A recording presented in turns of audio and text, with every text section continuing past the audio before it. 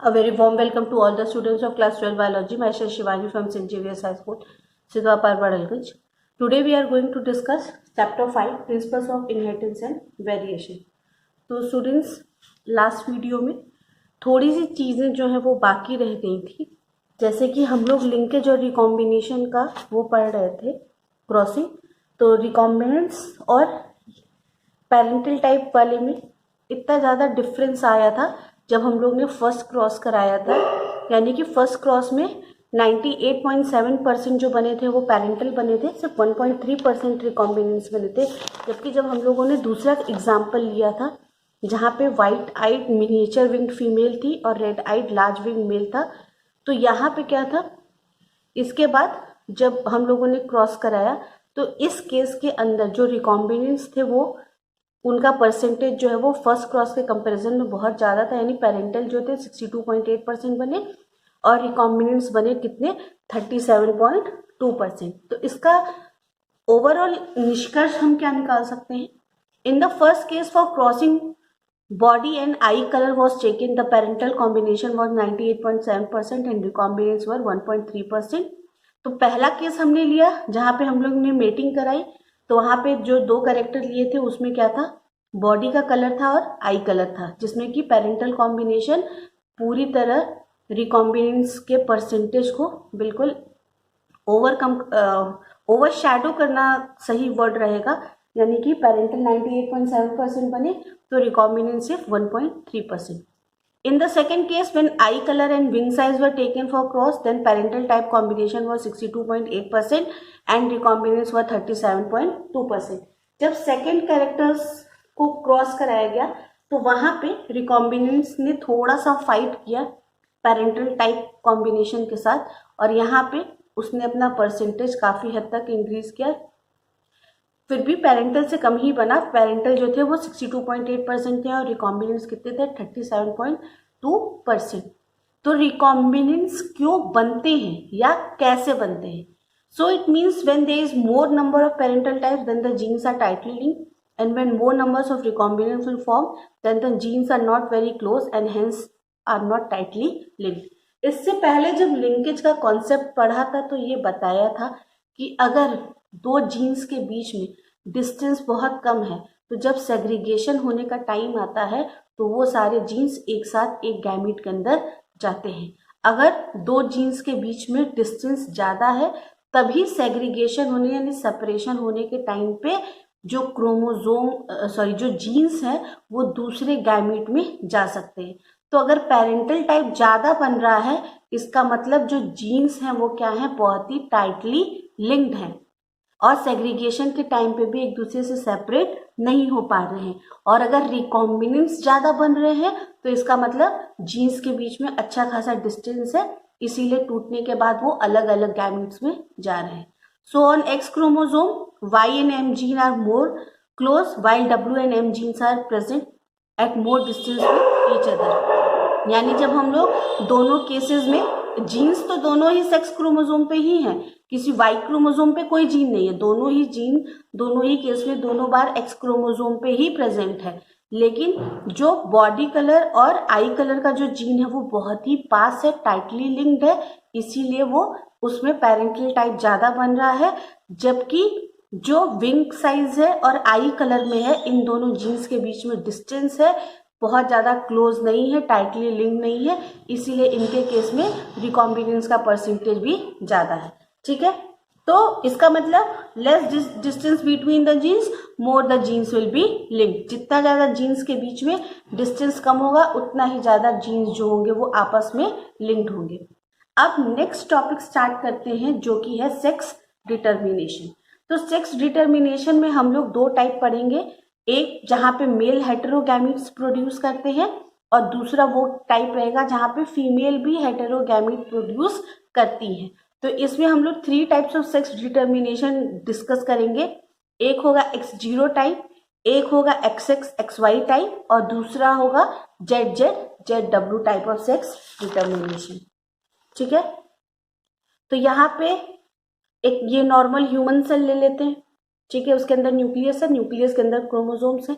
तो हम लोग को पता है कि ह्यूमंस के हर एक सेल के अंदर 23 पेयर्स ऑफ क्रोमोसोम्स प्रेजेंट होते हैं, जिसमें कि 22 पेयर्स ऑफ क्रोमोसोम जो होते हैं वो ऑटोसोम्स होते हैं, यानी वो सेम होते हैं चाहे वो मेल में प्रेजेंट हो या फीमेल में।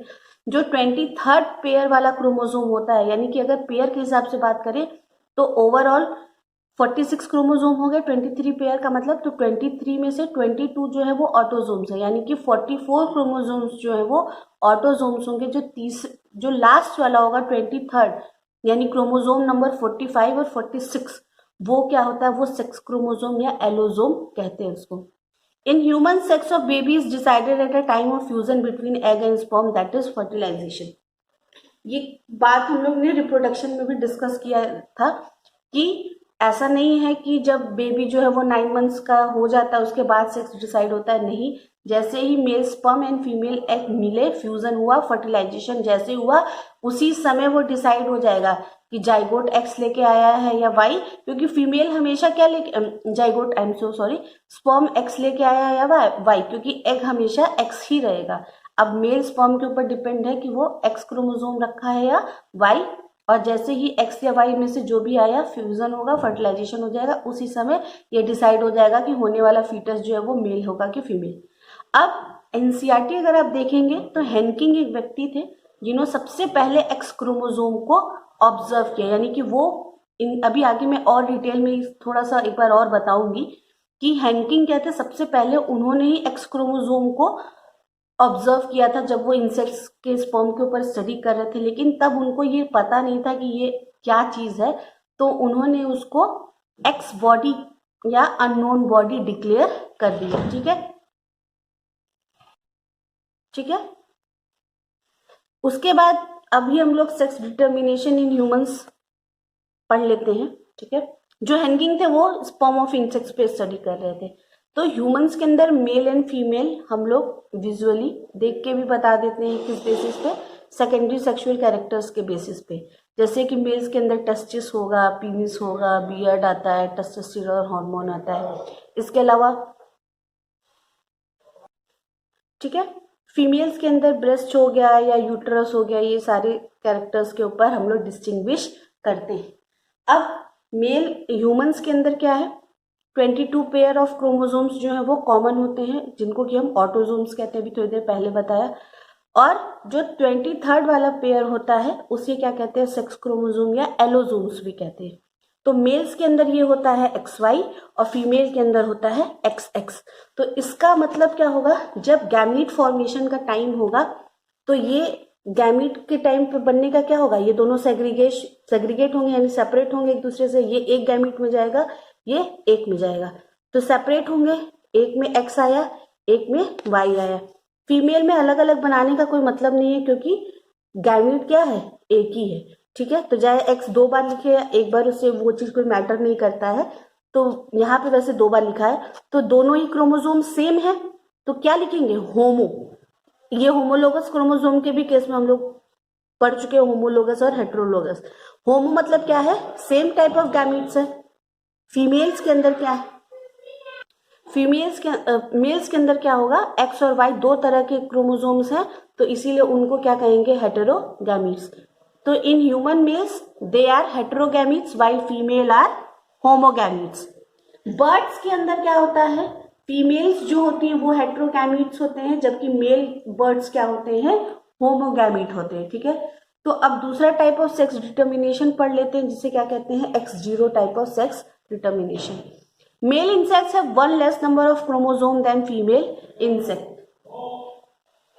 तो मान लेते हैं कि जैसे कि कोई भी इंसेक्ट है, यहाँ पे ये एक सपोज किया गया, ये एग्जाम्पल लिया गया है, ऐसा नहीं है कि इंसेक्ट्स के अंदर 20 क्रोमोसोम्स होते हैं। अगर 50 क्रोमोसोम्स भी होंगे तो 50 मतलब कितने हो जाएंगे, 25 पेयर्स ऑफ क्रोमोसोम होंगे।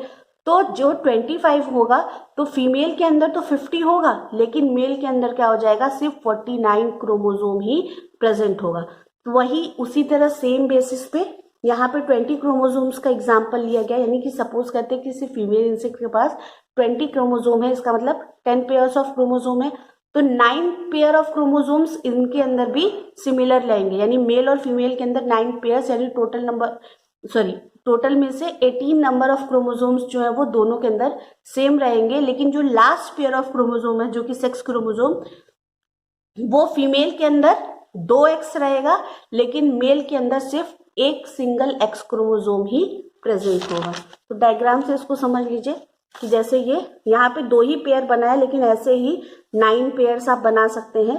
तो 9 पेयर ऑफ क्रोमोसोम उसको बनाने का कोई मतलब नहीं है। वैसे समझ जाइए कि 1 से लेकर 9 तक का जो पेयर क्रोमोसोम्स है वो बिल्कुल एक रहेगा मेल और फीमेल के अंदर, और लास्ट वाला जो रहेगा जो सेक्स क्रोमोसोम है वो फीमेल के अंदर 2x है, लेकिन मेल का जो एक गैमीट है वो खाली है। तो जब सेग्रीगेशन के टाइम पे क्या होगा, जब गैमीट्स बनेंगे तो एक के अंदर तो x चला जाएगा, एक जो गैमीट है वो खाली रहेगा, और फीमेल के अंदर क्या होगा, दोनों ही क्या होंगे, x क्रोमोसोम। तो 20 क्रोमोसोम्स है, सेग्रीगेशन हुआ 10 इसके पास 10 इसके पास, लेकिन मेल्स के अंदर क्या होगा, इसके पास तो 10 है, इसके पास सिर्फ 9 रहेगा। 9 किसका, ये जो 9 पेयर ऑफ ऑटोसोम्स है ये 9 है, लेकिन जो लास्ट वाला है वो इसके पास क्या होगा, खाली होगा। तो यहाँ पे सपोज करते हैं कि 2n = 20 है, तो इसके पास 10 होगा, लेकिन इसके पास टोटल नंबर ऑफ सिर्फ 19 क्रोमोसोम्स ही प्रेजेंट रहेंगे। अब पनेट स्क्वायर बना लेते हैं, फीमेल्स ऊपर XX लिख लेते हैं, मेल्स का x 0, तो x x x x, तो x x कंबाइन करेंगे तो फीमेल बन जाएगी, और x 0 कंबाइन होंगे तो क्या बन जाएगा, मेल बन जाएगा। इसका एग्जाम्पल क्या होगा, ग्रास हॉपर। अब एक बार और देख लेते हैं कि ह्यूमंस के अंदर सेक्स डिटर्मिनेशन कैसे किया जाता है। जैसे कि मेल के अंदर भी क्या हो गया, 46 क्रोमोसोम, फीमेल के अंदर भी 46 क्रोमोसोम्स, इसमें हमारे अंदर क्या है, 22 पेयर्स क्या होते हैं, ऑटोसोम्स, यानी 44 क्रोमोसोम्स जो है वो सेम होते हैं। 45 और 46 में क्या होगा, हमारे यहाँ ऐसा, हम लोग के अंदर ऐसा नहीं होता कि ह्यूमन मेल्स के अंदर एक क्रोमोसोम कम होता है, ऐसा कुछ नहीं है। यहाँ पे क्या होगा, मेल्स के अंदर क्या होगा, एक्स और वाई 2 क्रोमोसोम होंगे, फीमेल के अंदर क्या होते हैं, XX क्रोमोसोम होते हैं। तो मेल्स क्या हो जाएंगे, हेटेरोगैमिट्स हो जाएंगे, फीमेल कैसी रहेंगी, होमोगैमिट्स। फिर से पनेट स्क्वायर बनाते हैं, फीमेल का ऊपर XX लिखेंगे, मेल का XY लिखेंगे, कॉम्बिनेशन बनाएंगे, XX वाली क्या बन जाएंगी, फीमेल, और XY वाले क्या बन जाएंगे, मेल। ये जो XX XY type of sex determination है, ये ह्यूमंस के साथ साथ ड्रोसोफिला के अंदर भी देखने को मिलता है। अब एक जो है वो बर्ड्स का सेक्स डिटर्मिनेशन देख लेते हैं, ZWZZ type of sex determination. तो यहाँ पे पिकॉक का एग्जाम्पल ले लेते हैं। तो मेल पिकॉक का जो क्रोमोसोम का होता है वो क्या होता है, ZZ, और फीमेल पिकॉक क्या होती है, ZW। तो यहाँ पे मेल्स जो होते हैं वो क्या होते हैं, होमोगैमिट्स, और फीमेल क्या होती हैं, हेटेरोगैमिट। फिर से पनेट स्क्वायर बनाते हैं, कॉम्बिनेशन क्या बन जाएगा, ZZ वाले क्या हो जाएंगे, मेल हो जाएंगे, और ZW वाले क्या हो जाएंगे, फीमेल हो जाएंगे। ठीक है, तो हैंकिंग के बारे में जो NCERT में दिया है क्या है, हैंकिंग ने क्या स्टडी कर रहे थे, इंसेक्ट स्पर्मेटोजेनेसिस। जब उन्होंने एक्स क्रोमोसोम की डिस्कवरी की तो उन्होंने ये देखा कि जब मेल्स के अंदर जो गैमीट्स थे, जब वो सेपरेट हो रहे थे, सेग्रीगेट हो रहे थे, तो एक स्ट्रक्चर के अंदर तो एक्स था, लेकिन दूसरा स्ट्रक्चर जो है वो एज सच खाली था। तो तब उनको ये चीज नहीं पता थी, इसीलिए उन्होंने एक्स क्रोमोसोम को क्या कह दिया, एक्स बॉडी, यानी कि ये एक अननोन टाइप ऑफ बॉडी है, जिसको कि बाद में एक्स क्रोमोसोम ही डिक्लेयर किया गया। ठीक है, तो अब NCERT से थोड़ा पढ़ लेते हैं।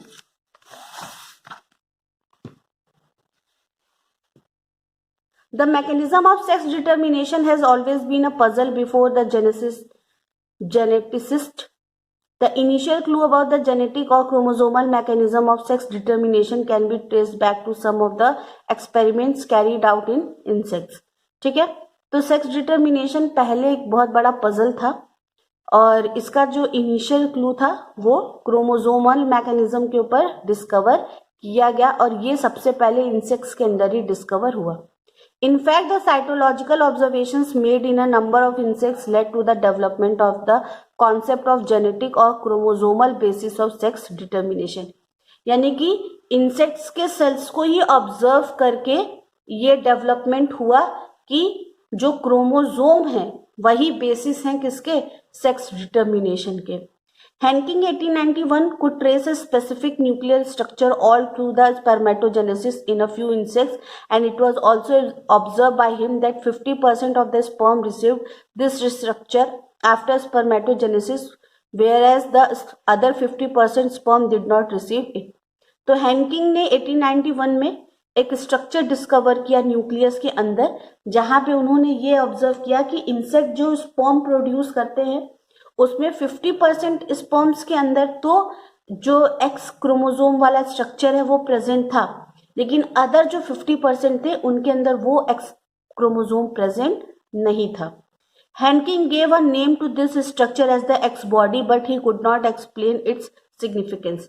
तो हैंकिंग ने क्या कर दिया, हैंकिंग को पता ही नहीं था कि एक्स बॉडी ही एक्स क्रोमोसोम है, इसीलिए उन्होंने क्या कर दिया, उसको एक नाम दे दिया एक्स बॉडी. ठीक है. Further investigations by other scientists led to the conclusion that the X body of Henking was in fact a chromosome, and that is why it was given the name X chromosome.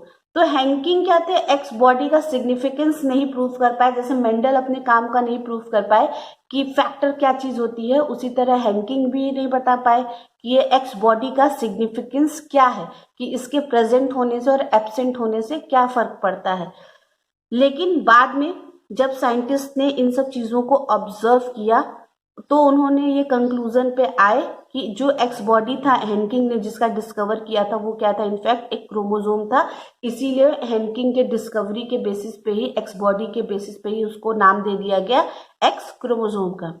It was also observed that in a large number of insects, the mechanism of sex determination is of the X0 type, that is, all X bear an additional X chromosome besides the other chromosomes, autosomes.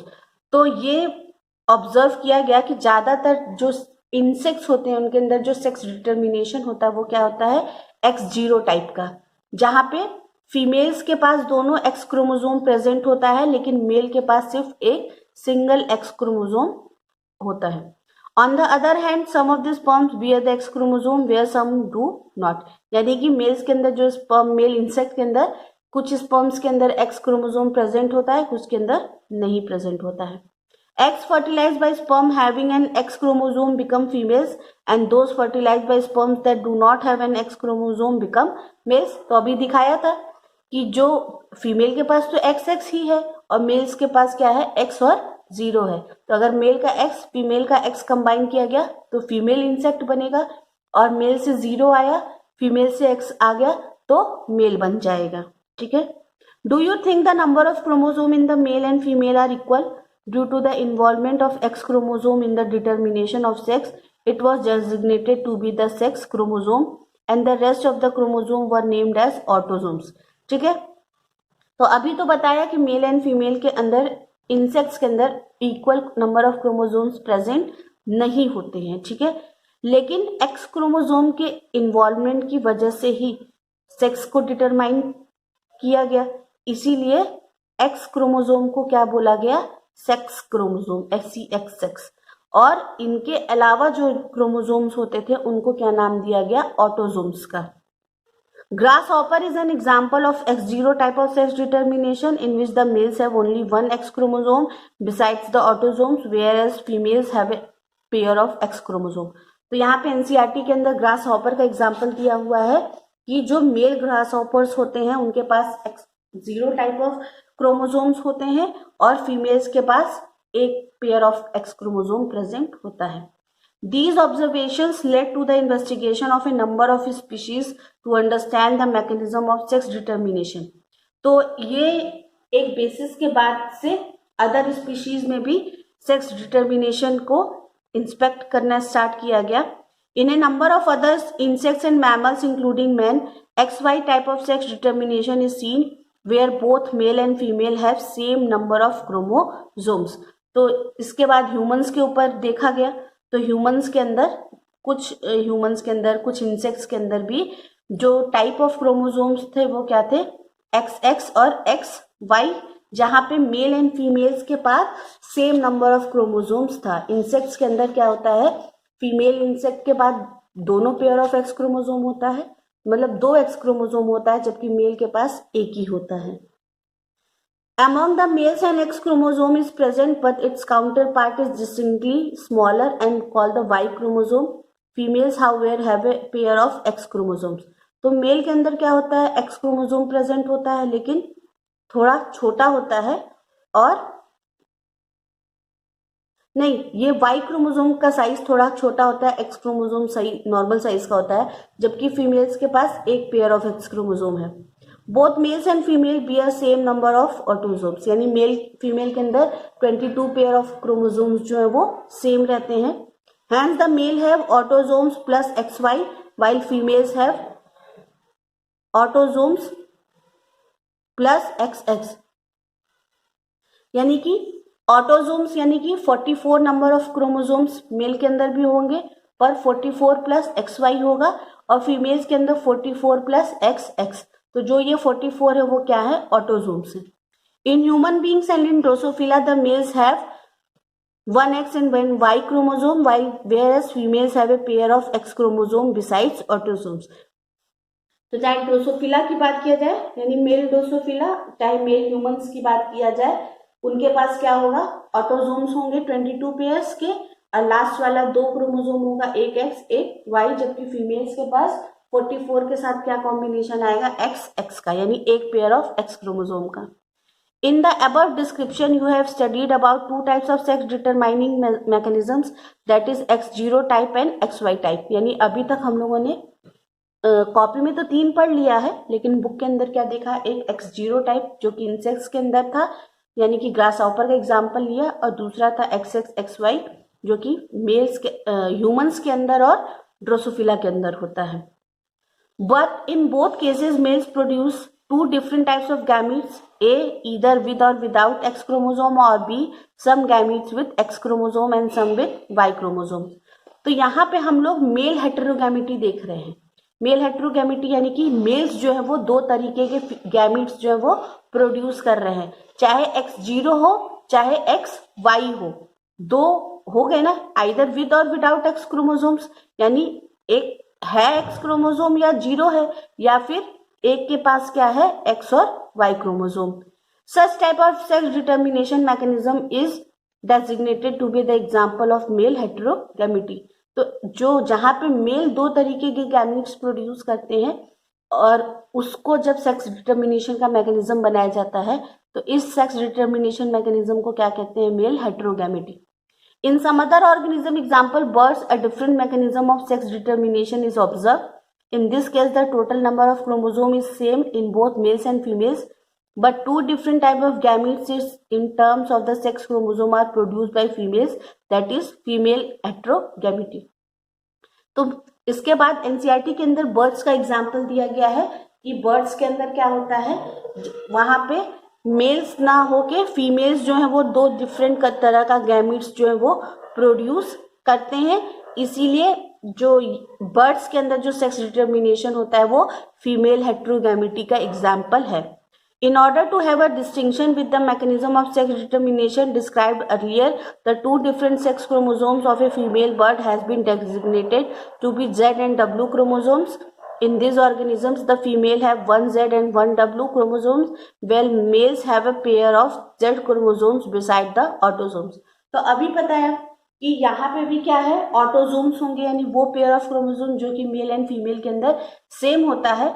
लेकिन जैसे कि अब सवाल ये दिमाग में उठ सकता है कि हम लोग मेल्स ह्यूमंस के अंदर तो XY लिख रहे हैं, तो बर्ड्स के अंदर भी तो XX और XY लिख सकते हैं, लेकिन ये ह्यूमंस के अंदर ह्यूमंस का जो सेक्स डिटर्मिनेशन है उससे थोड़ा डिस्टिंग्विश करने के लिए इसको ZW और ZZ type of sex determination कहा गया है, जहाँ पे फीमेल्स जो है वो 2 तरह का गैमेट प्रोड्यूस करती है, Z और W, और जो मेल्स होते हैं वो क्या है, एक तरह का क्रोमोसोम प्रोड्यूस करता है जिसे क्या कहते हैं, Z. ठीक है. सेक्स डिटर्मिनेशन इन ह्यूमंस, तो ह्यूमंस का भी बताया, ह्यूमंस के अंदर कैसे होगा. It has already been mentioned that the sex determining mechanism in case of humans is XY type, यानी कि ह्यूमंस के अंदर अगर बेबी का फीटस का सेक्स डिटरमाइन करना है तो उसका बेसिस क्या होता है, XY type. Out of 23 pairs of chromosome present, 22 pairs are exactly same in both males and females. These are the autosomes. वही चीज बार बार लिखी हुई है कि क्या है, ह्यूमंस के अंदर टोटल जो है वो 23 पेयर ऑफ क्रोमोसोम्स प्रेजेंट होते हैं, जिसमें कि 22 पेयर बिल्कुल सेम होते हैं, यानी 46 में से 44 क्रोमोसोम जो है वो मेल और फीमेल दोनों के अंदर सेम होते हैं, और उनको क्या बोला जाता है, autosomes. A pair of X chromosome are present in the female where the presence of X and Y chromosomes are determinant of the male characteristic. Females के अंदर क्या है, एक pair of X chromosome present रहेगा, जबकि mails के अंदर क्या होता है, एक्स और वाई दो तरह के क्रोमोसोम है जो कि प्रेजेंट होते हैं, और यही डिटरमाइन करते हैं किसके, जो होने वाला फीटस होता है उसके. During spermatogenesis among males, two types of gametes are produced. 50% of the total sperm produced carry the X chromosome and the rest 50% has Y chromosomes beside the autosomes. तो जब गैमीट बनेगा, तो गैमीट बनने के बाद जब दो गैमीट्स के अंदर ये X और Y जाएंगे, तो मेल्स के अंदर क्या है, एक ऑटोजोम्स के अलावा एक में X रहेगा और दूसरे में ऑटोजोम्स के अलावा Y रहेगा दूसरे गैमीट के अंदर. ठीक है. Females, however, produce only one type of ovum with an X chromosome. X का जो क्रोमोसोम है वो एक ही है, वो क्या रहेगा, सिर्फ X. There is an equal probability of fertilization of the ovum with the sperm carrying either X or Y chromosome. तो 50% चांस है कि मेल से अगर X आया तो फीमेल का तो X रहेगा ही, और मेल Y लेके आया फीमेल का X आएगा तो X Y. तो 50-50 प्रोबेबिलिटी होती है, चाहे XX फ्यूज कर ले चाहे XY फ्यूज कर ले. ठीक है. In case the ovum fertilized with a sperm carrying X chromosome, the zygotes develop into a female XX, and fertilization of ovum with Y chromosome carrying sperm results into a male offspring. यानी female से X आएगा ही, उसका तो कोई question उठाने वाला chance ही नहीं है. मेल से X आ गया तो X और X कंबाइन करेंगे तो फीटस क्या हो जाएगा, फीमेल हो जाएगी. और फीमेल से Y आया, फीमेल से X ही आएगा, उसमें तो कोई शक करने वाली बात ही नहीं है. यानी फीमेल से हमेशा X आएगा, मेल के ऊपर डिपेंड करेगा चाहे वो X से फर्टिलाइज उसका जो X वाला क्रोमोसोम आ रहा है या Y वाला आ रहा है. तो अगर X वाला आ जाएगा तो XX मिलके फीमेल बना देंगे, और Y वाला आ रहा है तो XY मिलके मेल ऑफस्प्रिंग बनाएंगे. Thus it is evident that it is the genetic makeup of the sperm that determines the sex of the child. तो ये चीज अब प्रूफ हो चुकी है कि जो वाई वाला क्रोमोसोम है और स्पर्म का जो जेनेटिक मेकअप है वही रिस्पॉन्सिबल होता है चाइल्ड के सेक्स डिटर्मिनेशन के लिए. It is also evident that in each pregnancy there is always 50% probability of either a male or a female child. तो हमेशा जब भी फर्टिलाइजेशन होता है यानी मेल और फीमेल गैमेट फ्यूज होते हैं तो 50% प्रोबेबिलिटी होती है, क्योंकि ये तो मेल के ऊपर डिपेंड करता है कि उसके गैमेट से क्या आ रहा है, X आ रहा है कि Y आ रहा है. तो 50-50% चांस होते हैं कि या तो लड़का होगा या तो लड़की हो. It is unfortunate that in our society women are blamed for giving birth to female children and have been ostracised and ill treated because of this false notion. ठीक है. तो पहले के जमाने में ये जो औरतों को इन सब चीज़ों का ताना दिया जाता, उनको ह्यूमिलिएट किया जाता था, इन सब चीज़ों के लिए टॉर्चर किया जाता था कि इसकी वजह से लड़की पैदा हो रही है. लेकिन एक्चुअल में चाहे लड़का और चाहे लड़की जो भी पैदा होते हैं उसके रिस्पॉन्सिबल सिर्फ मेल होते हैं. इसमें फीमेल्स की कोई भी गलती नहीं होती, क्योंकि उनके पास होमोगैमीट है, वो हमेशा एक्स ही प्रोड्यूस करेंगी. अब वो मेल्स के गैमीट पर निर्भर करता है कि चाहे वो एक्स दे रहा है या वाई दे रहा है. ठीक है. How is the sex determination mechanism different in the birds? Is the sperm or the egg responsible for the sex of the chicks? तो birds का भी बता ही दिया है कि यहाँ पे भी क्या होता है, एग्जाम्पल दिया था कि किसकी वजह से आएगा सेक्स डिटर्मिनेशन, किसकी वजह से होगा बर्ड्स के अंदर. बर्ड्स के अंदर भी अलग अलग होता है, जैसे जेड है, लेकिन यहाँ पे जो सेक्स है वो आएगा फीमेल्स की वजह से, क्योंकि बर्ड्स के अंदर फीमेल जो होती हैं वो हेटेरोगैमीट्स होते हैं जबकि मेल जो है वो होमोगैमीट्स होते हैं. That will be all for the today. In the next video we will discuss mutation and pedigree analysis. Thanks for watching the video. Stay home, stay safe, take care.